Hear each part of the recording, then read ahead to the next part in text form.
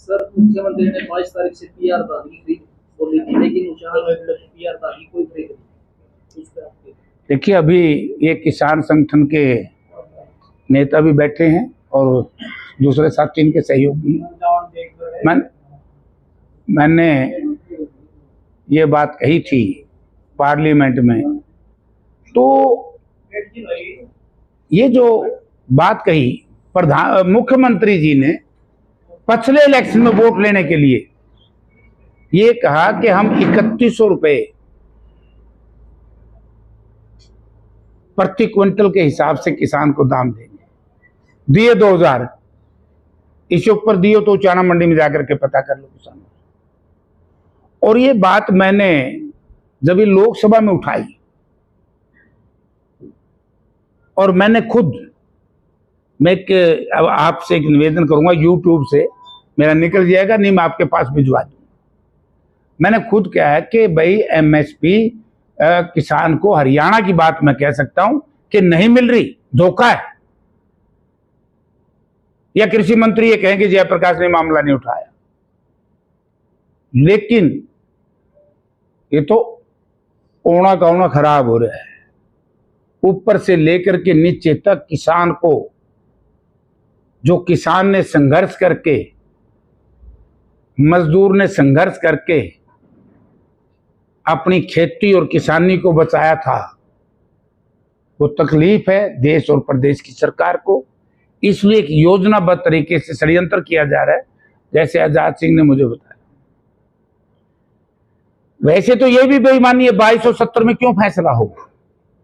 चलो, जब सब संगठित हो जाता है, यूनानी 2270 में फैसला हुआ किसानों के साथ, आड़तियों का, किसानों का, रूम का। उसके बाद आज 2000 रुपए में खरीदी जा रही है। अगर इसकी आप टोटल एवरेज करोगे पूरे देश की, तो ये हजार लाख करोड़ के नजदीक जाकर के लगेगा।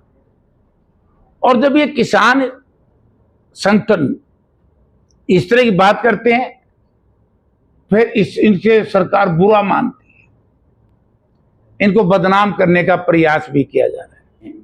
आज जो मुझे दिया है, प्रदेश सरकार से भी कहूंगा, और 15 तारीख को जब 15 नवंबर से सेशन शुरू होगा, हम प्रधानमंत्री जी के सामने भी, कृषि मंत्री के सामने भी आपकी आवाज पार्लियामेंट। और हमारे नेता राहुल गांधी जी ने, जब किसान संगठन राहुल जी से मिले थे पार्लियामेंट में, एमएसपी के इशू को लेकर के खुद राहुल जी ने उठाया था, दीपेंद्र सिंह हुड्डा ने उठाया, ब्रह्मचारी जी ने उठाया, वरुण ने, और हमारे दूसरे जो इंडिया गठबंधन के लिए तो बहुत उठाते हैं। लेकिन भाई इनके तो कान पर जो तक नहीं रोंगती, क्या करें? विजेंद्र सिंह सद्भावना यात्रा निकाल रहे हैं, तो आप किस तरीके से देखोगे? मैं क्यों देखूं? तो वो देखे हुए क्या है।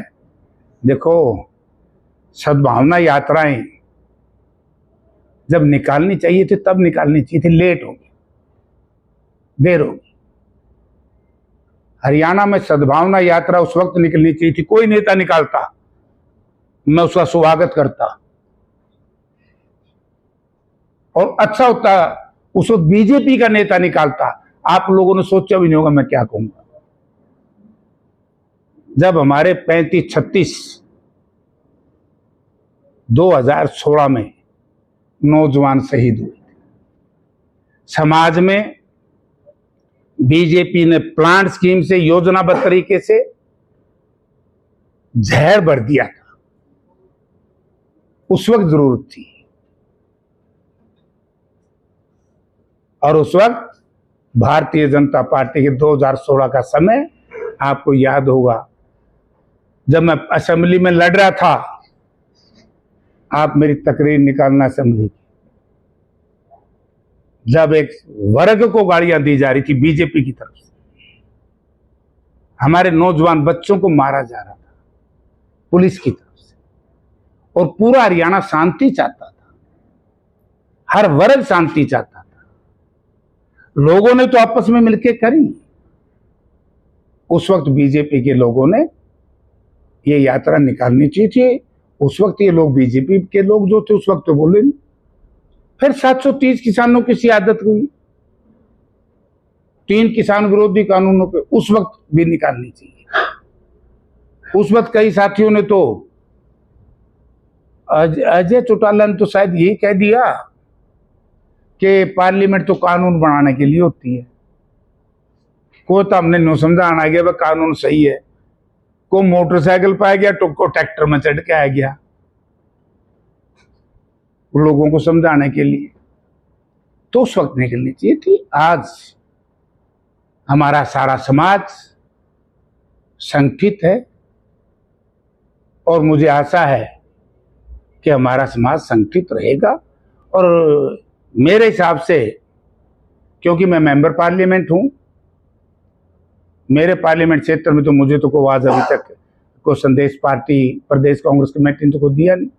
और भाई मैं हूं तो न्यूकुएं से लोग मनाए बोला जेपी ने 6 बार पार्टी बदल ली, मैंने उन तक घाट बदली है।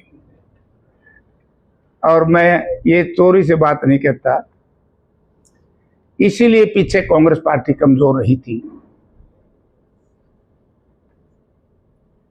कि इस तरह की बातें करते हैं, वरना उनको पता नहीं है। 2014 में देखा कि कांग्रेस कमजोर है तो बहुत से मित्र कांग्रेस को छोड़ के बीजेपी में भाग गए, तो मलाई खान गए हुए ना। कांग्रेस की आवाज दिखे उर्ला पास है अजय दल बदल वो होते हैं।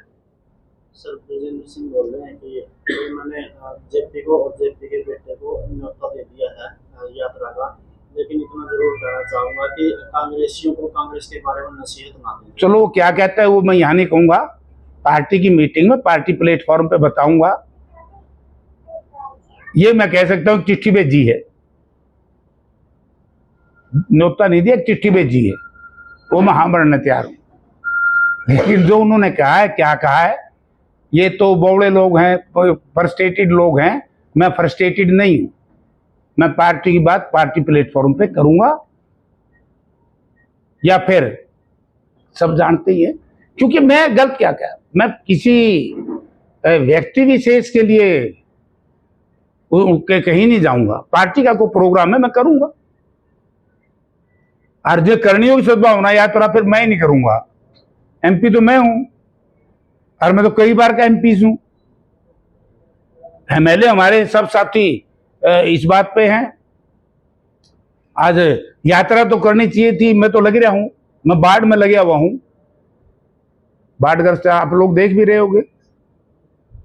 आज किसान को दिक्कत है, बहुत सा ऐसा इलाका है आज भी हिसार पार्लियामेंट क्षेत्र का, बुआनी खेड़ा से लेकर के सुरबरा तक और नानून से लेकर के आप ये समझो आदमपुर तक,